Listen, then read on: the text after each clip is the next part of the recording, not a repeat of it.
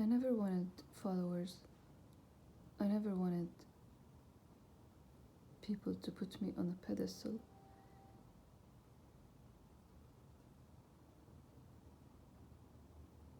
I have a hard time with compliments and people actually liking me.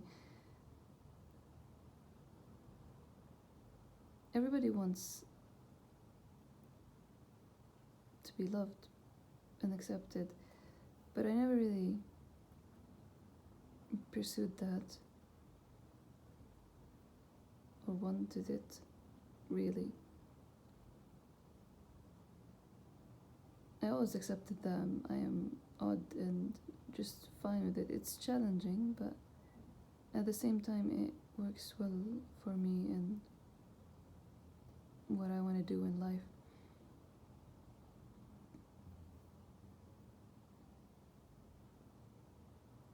But I always wanted people orbiting with me around a message or a cause or a thing, because back in the day it was other creations and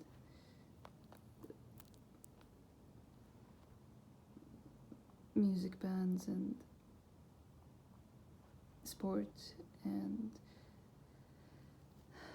now it's the work I'm doing. I'm not saying my work because I don't feel like it's my work. I always felt like I am a fan for this universe. I just want people around me to orbit around the messages and the cause and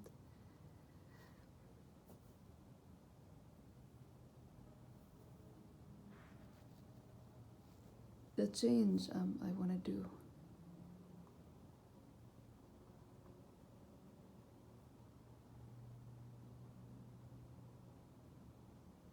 But I lost too much.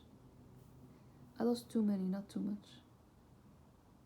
I lost too many people around this work. People keep coming and going. They either get too close and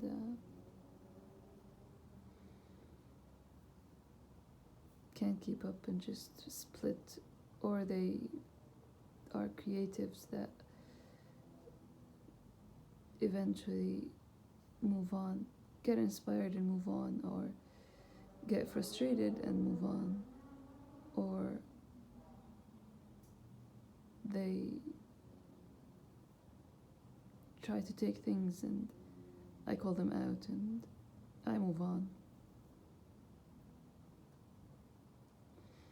But I honestly, all I want is, for real, all I want is for people to, if I could make someone's life a little easier, it would be a good thing for me. My problem is always when I feel what I feel, when I consider what I feel, when I consider my needs and my feelings and my wishes and dreams when it comes to relationships. That's the problem. That's when people ask me what inspires Gray is, I always say life, observations, stories I've heard and from people and feelings I felt.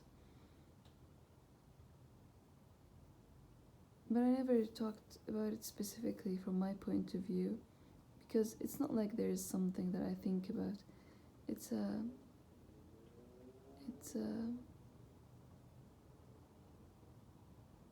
It's everything gathering up, and I just shredded or removed all the details and masks and facades, and realized that it's the gray that causes me to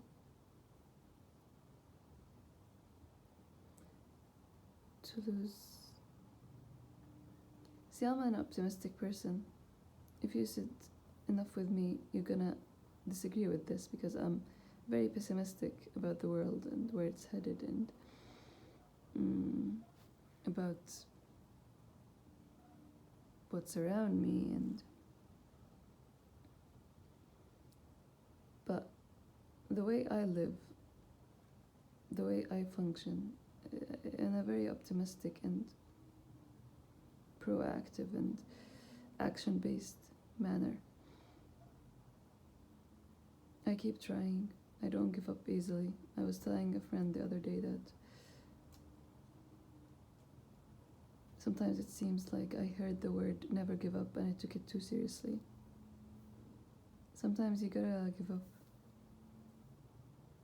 Sometimes, but it's hard to say it just like this because you don't know who is gonna take it the wrong way. I'm not saying giving up like just giving up on everything, or more like letting go. What am I saying?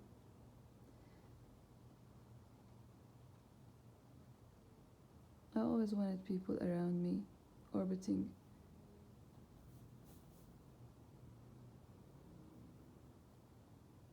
In 2011, I made an interview. It was the first interview, probably, the first recorded interview about me as a manga artist. And I had grays, but they wanted to show some old art because they think it's cool. Which wasn't a problem, of course, but I mean, I just remember at this point. And they asked me what I want, and I honestly, like I always do, I just say things honestly with an intention in mind, that I feel like everybody is up to date with my intentions.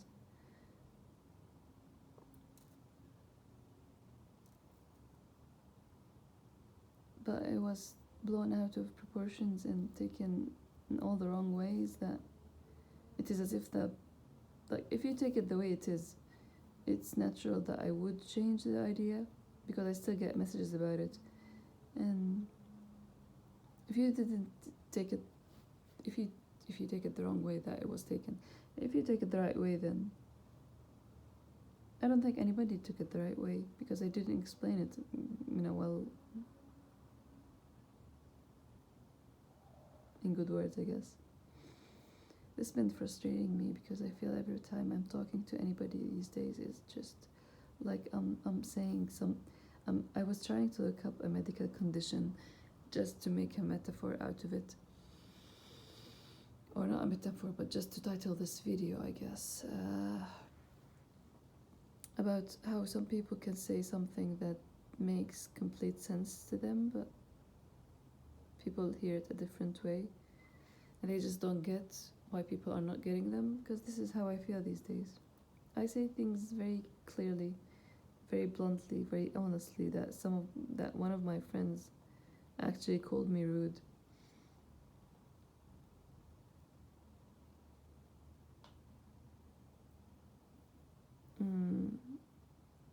But still, they get what they want from it. I feel like people get what they want from whatever a person is saying, based on their experiences or their interpretation or their view on you, or what suits them well.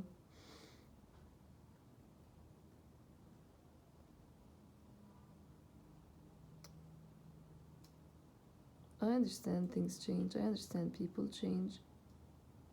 I understand people get busy, even though I don't really take that, because they were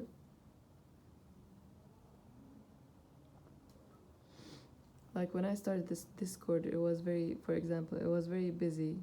Everybody was busy with their own lives.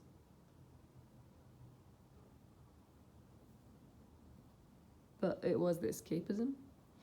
It was the thing that we steal time to be at. Same with other friends that I had. Like, we always were busy. We always had problems, but somewhere along the line, that became the excuse rather than the reason. Life is tough with its problems, and it's ridiculously fast-paced, and all the responsibilities and tasks. But at some point, those things were what pushed us to be together, but now it's the excuse why we're apart. That sounds like a line that I could write a story about.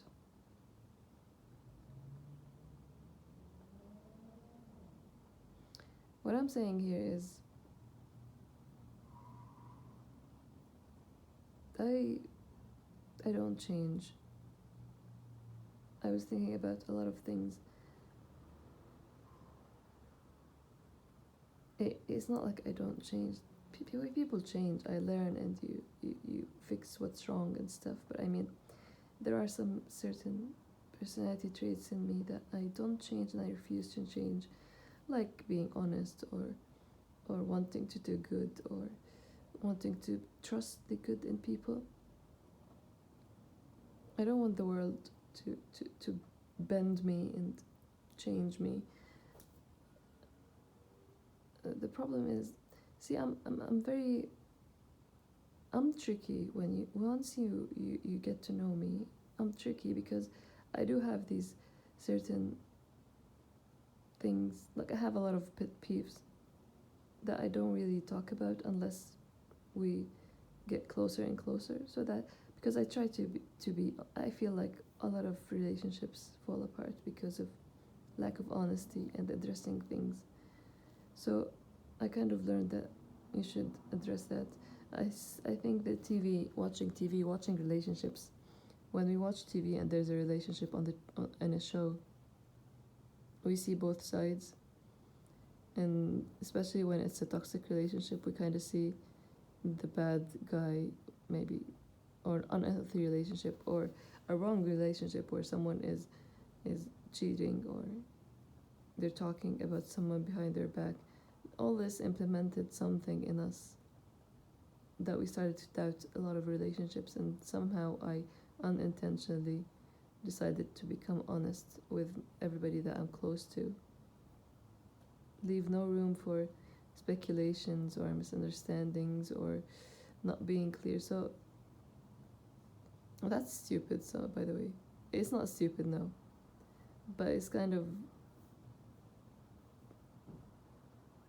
idealistic in this world, to be honest, because in the end, someone is gonna be the honest that talks about everything and will look like the drama queen that always stirs shit up, while the other person gets to sit back, learn everything about this person, have all the reasons to leave when they get tired, or have all the insights about this person if they still care about them, while they don't share anything. And yeah, it's not really fun to be the honest one. But what I'm saying is,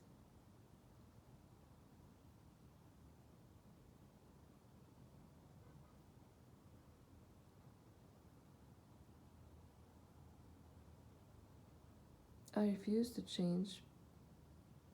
No, that's not what I'm saying. What I'm saying is, once you get close to me, it's tricky at the beginning, because, like, I don't like a lot of the things that people rely on to make declarations of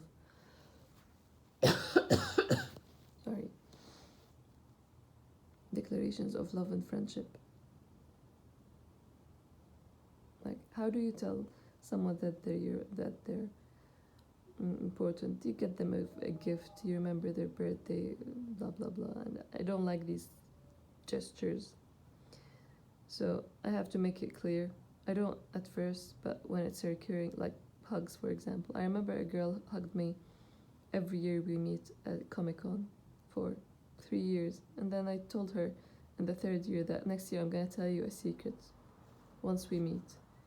And the year after, before she hugged me, she came to know this, to learn the secret, and I told her that I don't like hugs, because I do want to have a smooth sailing of a friendship.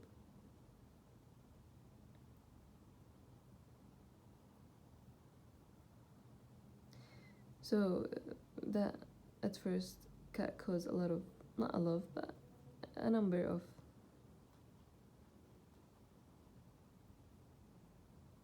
arguments.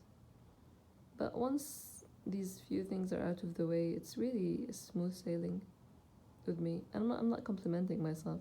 I never compliment myself when I say good things. I don't mean it in a way that I like it or don't like it. I just, God gave them to me, and I'm trying to use them the best way I can. So I don't feel like I did anything to be proud of when it's given to me. Kind of my whole idea of not celebrating my birthday is, why should I be proud of the day I was born? It was just chosen, and I was born on that day. I'd rather be proud about things I do, I guess. So I say it's smooth sailing because I do like I'm a friend by default. I will do whatever it is you need, and I will listen to you, and I will try to give uh, so much. And I love making a stranger happy. It's multiplied by 100 when it's a person that I actually love and appreciate for hanging around me, to be honest. Well, the problem with that is I'm kind of boring because I don't have that much knowledge about many things, and I just want to do one thing, which is creating stories. And see, my creations is always part of my relationships as well, because I don't make, like, I never made any relation, I never made any friendship, even in school. Um, Even when I traveled with a Jordanian delegation, with other delegations from other countries to Japan, I never interact with anybody. But the key is always my art, because my mom says that I have these invisible walls that I keep people from approaching me, and I never approach anybody. So I could just sit next to a group of people wherever, doing whatever for the longest time, and I wouldn't say a thing. But then they see me drawing, or in school they hear that there is this artist in that class, and that's how my relationship happened. They all get into my circle by liking my art. Usually they don't like what they see from me, so they just leave. Others stay around, enjoying my art and my creation until they get bored or it becomes stale. I'm not saying anything in a good way or a bad way. I'm just narrating my thoughts.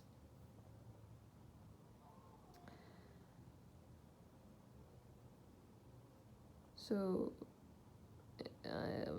the closer you get, the more boring I become. Nothing changes. I'm the same. I give. I enjoy what you do. I support you, but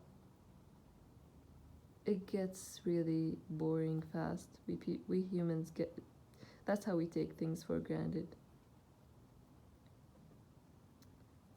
and eventually these close ones decide to move on, or they face some life altering problem that they want some escapism and find that in something else.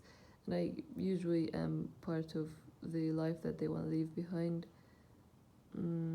Regardless of what I say or what I do and how I support them, I end up like a like a fortune cookie. What I say or what I do is just has the effect of a fortune cookie, good, like a good liner in a fortune cookie, or a good line in a story, or a book, or a song you hear. You just feel inspired for a while, and then you go back. It doesn't really help. So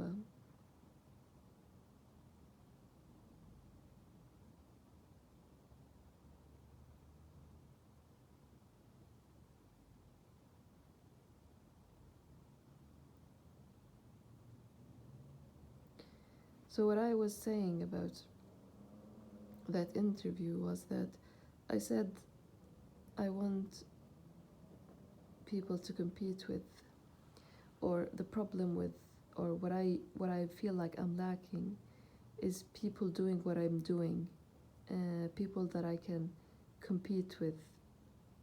And a lot of people heard it as me saying that I did something that nobody did, and it's lonely at top. And I want people to compete with. There is nobody that is in the level that I am. A lot of people like, oh, I used to like you until I found out how arrogant you are. Others took it as it is and just started sending me messages. Even now, 10 years later, I still get messages from people like, I am going to compete with you and challenge you, and I will beat you. All shown and like, because when I said it, it was around the time that Bakuman was airing, I guess. So I can tell you that where my inspiration comes from, but it's not the challenging and the winning that I wanted. It was, again, the, the connection, the communication, being in a sphere, orbiting around the thing together, apart but together. That's always what I say, even with my family.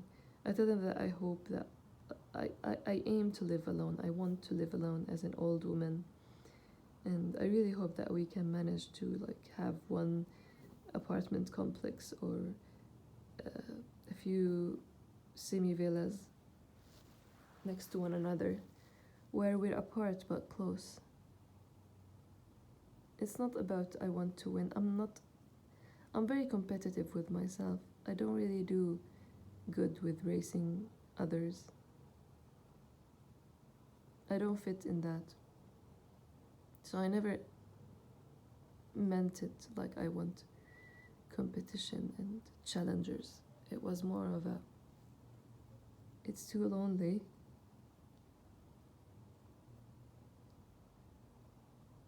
It's always been lonely. It's a very lonely job. You don't have anybody with you. You keep getting people coming and going, but in the end, I remember when I used to see these Swifties, those who follow Taylor Swift, and I'd like that.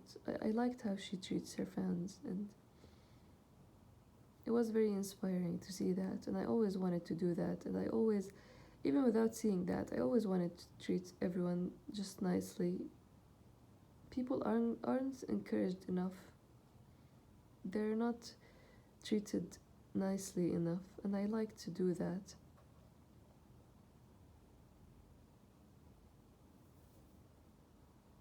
I'm not gonna change that, but as I said, it's about when I feel like I need something. It's the problem when I start thinking about my needs.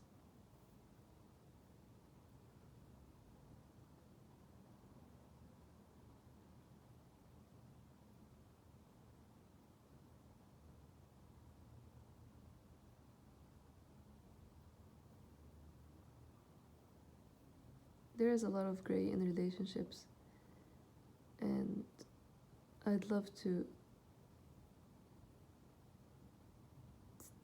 reach out to a few people that just came close and then went their own way, packed up and leave.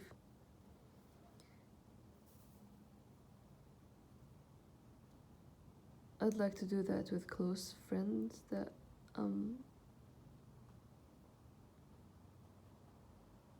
not talking to, but I already have talked honestly for over 2 years. I'd like to cut off a person from my life, a person who tried to kill themselves twice and are now drinking daily.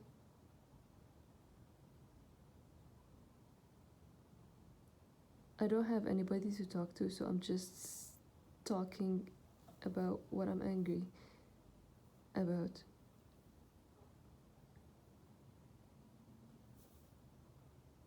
I don't see a reason, like, I feel like everything is pointless. Not everything, but I mean everything I'm doing. Every way I try to go with Grey is, it's just not happening. And this is the thing, this is like an advice for you creatives out there. I've been doing so much for this series and it's not getting anywhere. It's not getting any bigger. It's not reaching anything. There are things that happen and I do talk about them enthusiastically. But there are a lot of things that are bad that happens that I don't talk about because I'm a professional. I don't want to talk about ugly things and backbite and talk badly about people who wronged the series.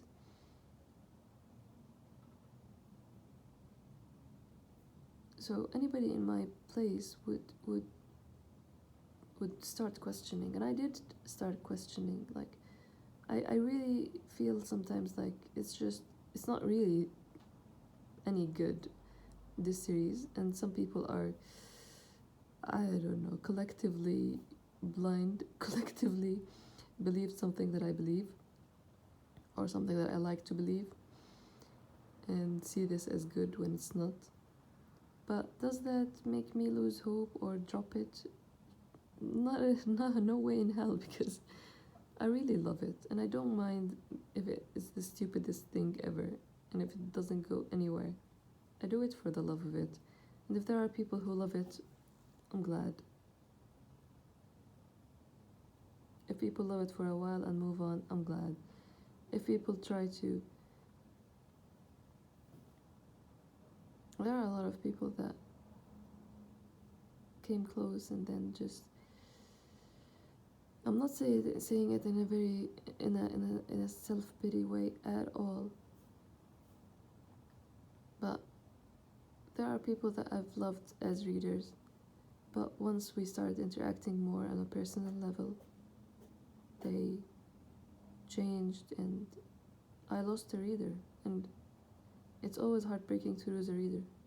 It's more heartbreaking than losing a friend, because as I said, I live for this universe and I want people to be around it if it helps them, especially those who got into this series because it helped them, and then they got close with me and eventually they headed off because of something I did or said. They never addressed it. I never knew about it, and they just drifted away. Do I feel like a hack? I've never understood imposter syndrome, thankfully. And I do hope that everybody who does feel it find a way to feel out of it. I don't. Because I know what I'm doing and I like it. I'll continue to do it. And when I stop liking it, I'll stop. I'll find something else to like and draw.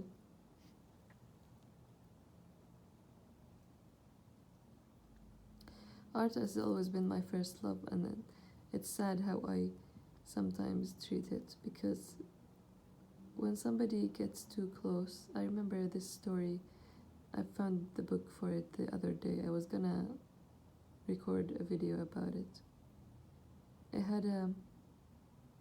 It was in a universe, and it had this dedication for my best friend in school days, and eventually we had problems and I stopped writing the series, and it caused drama between another friend that was jealous because I wrote the dedication for my best friend,